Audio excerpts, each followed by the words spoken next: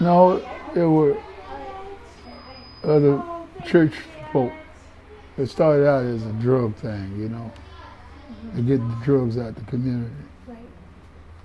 And we found out that JWB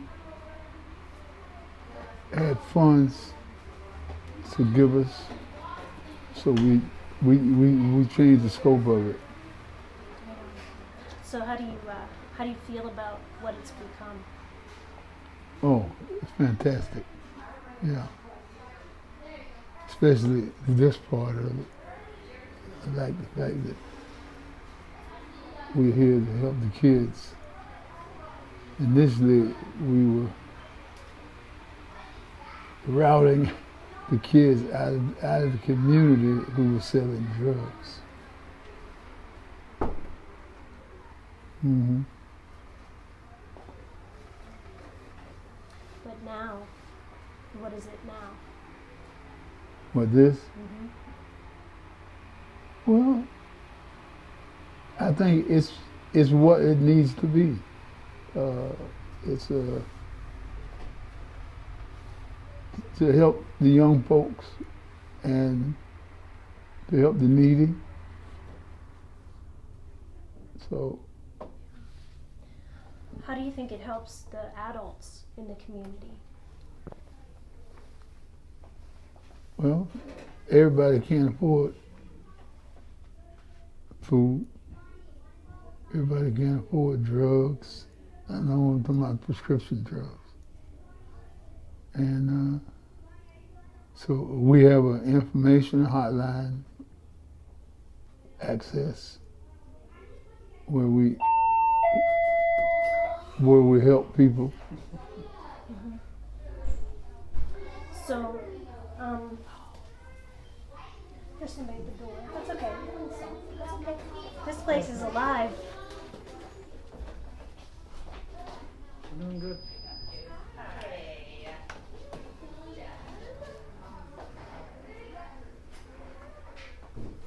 Thank you. Okay. Would you say that the center is committed to improving the community? Well, that's definitely what it's committed to. Committed to help older folk, people who are sick, and the kids, primarily. I think one year we had the food pantry and we fed over 8,000 people. You know, so that's a big help. We were the only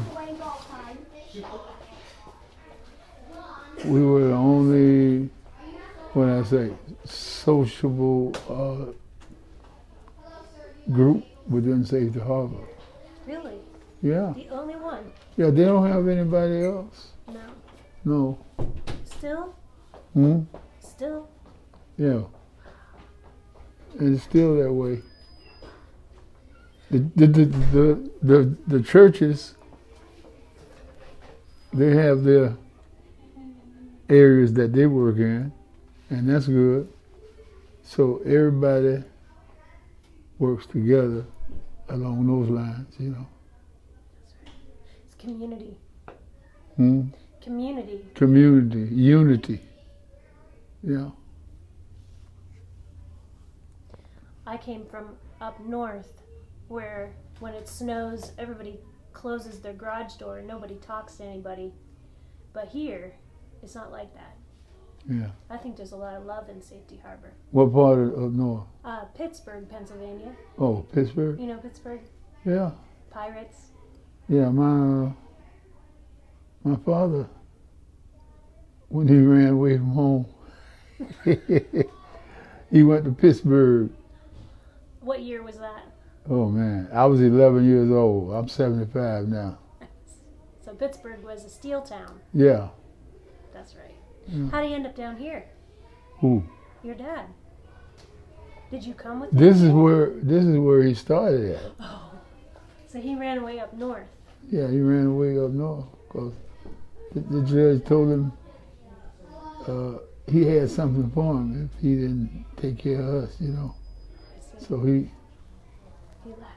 did him out. Yeah. But I went, me and my brother and my uncle, we went and hunted him down when I was 31. And we all sat around the table, cried when he told me his story. There's always two sides to a story, you know. So I wasn't mad at it. You know, he passed. I'm sorry. Yeah. I bet he would be really proud of what you did here. Yeah. Well, you know, you don't really do, at least I didn't, do things so people can be proud of you. You just do it. If it needs to be done, do it. That's right. Yeah. I was a captain in the Army. So when I saw something that needed to be done, I got my men to do it, you know. And that's what this place is? Hmm? Is that what this place is? This way? Mm-hmm. Yeah, it helps people move higher. I put it that way. That's right. Yeah, it gives them hope.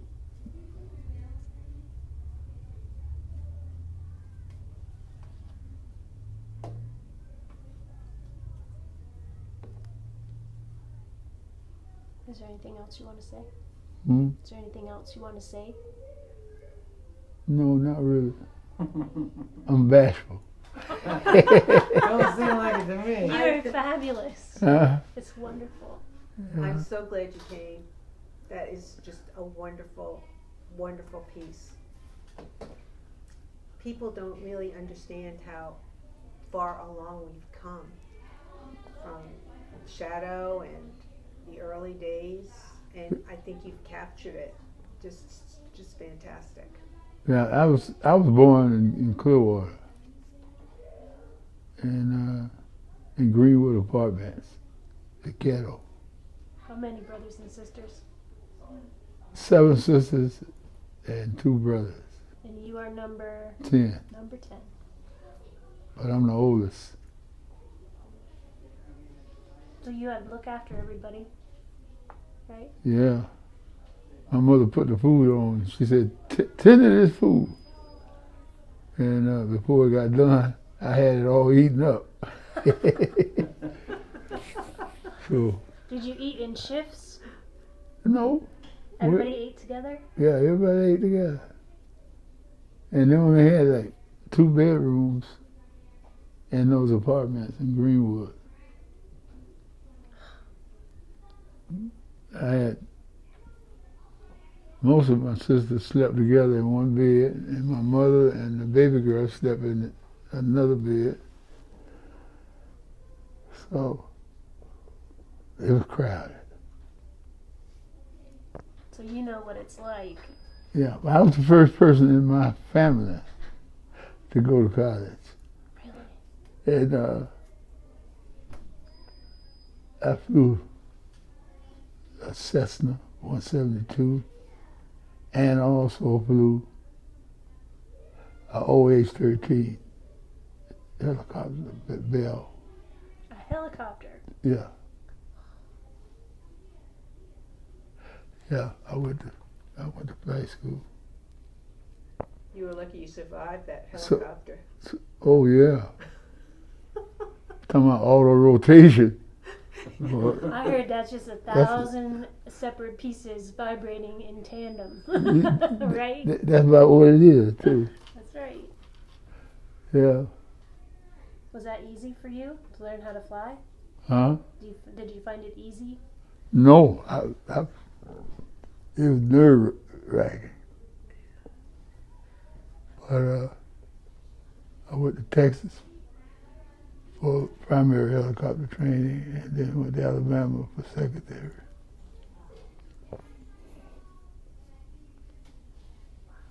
You do what you think you want to do, what you have to do. And that's the way it is for this center down here. You do what you have to do.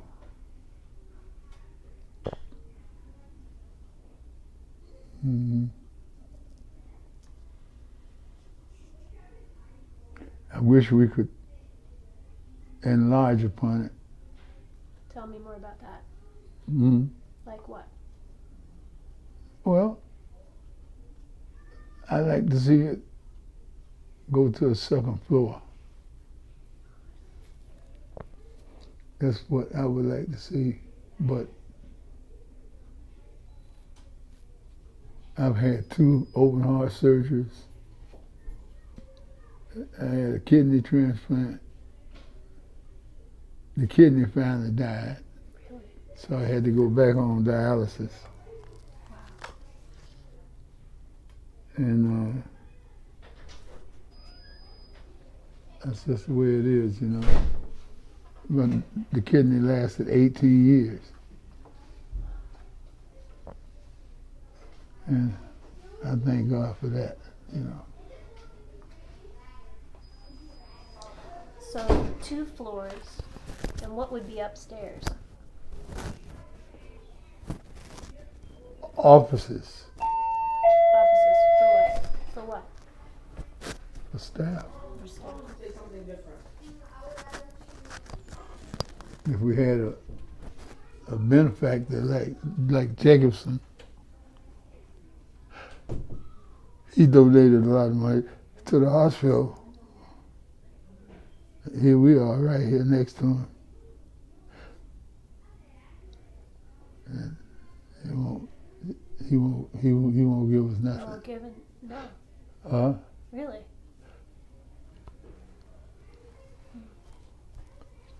Well, I want this commercial to show what you're doing here and to make it so that people want to give more money. Yeah. Because that's what you need. You need the right person to see it. Right. Thank you so much.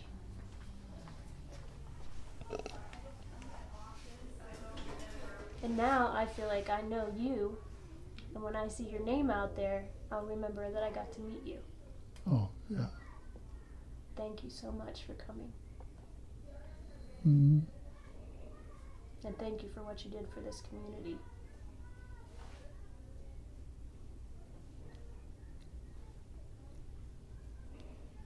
Well,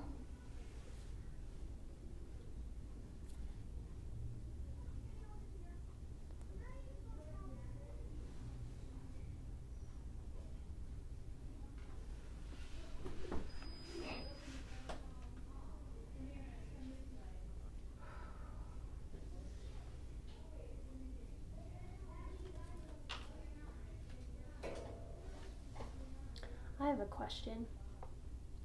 If you could say anything to the kids, what would you say?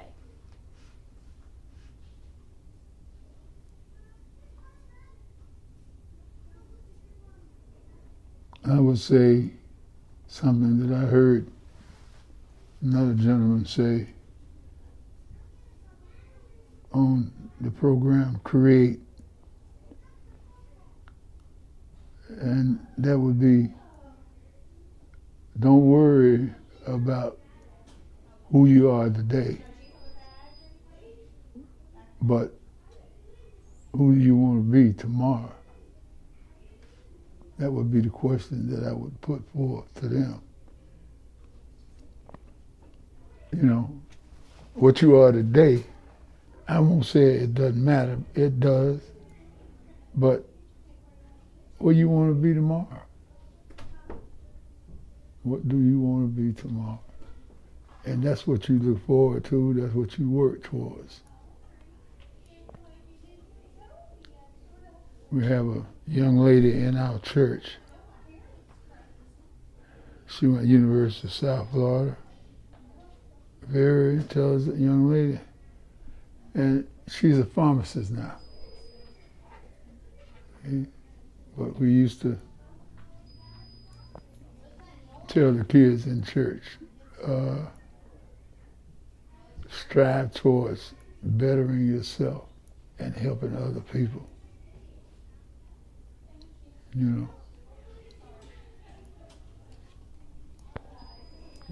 I remember Dr. King said he had been to the mountaintop and looked over, you know.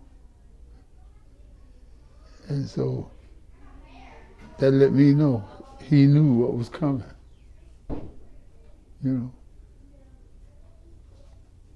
And it came, he got killed. Yeah.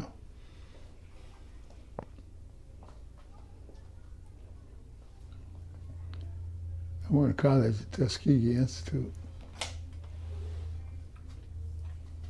Yeah. Tuskegee Airmen. I was one of them. You were? Not the original ones. I was one that followed Chappie James and those guys. I took my first training, flight training, in college, Tuskegee. How many hours do you think you have? Hmm? How many hours do you think, flight hours do you have? Oh, That's okay, Stevie. I let all my flight hours die. I was so glad to How be- many do you think you got? I was so glad to be out of the service, man. I said, I don't need no flight hours. No. Well, thank you so much.